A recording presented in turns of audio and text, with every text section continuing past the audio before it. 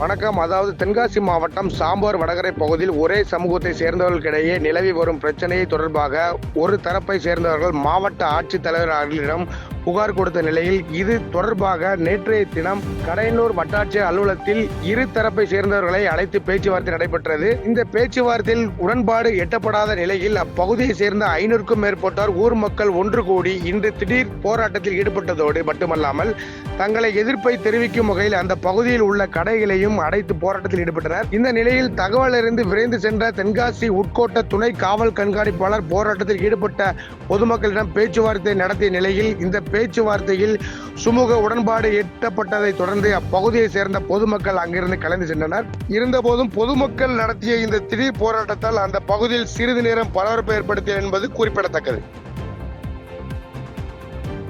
பாதகம் செய்பவரை கண்டால் நாம் பயம் கொள்ளலாகாது பாப்பா.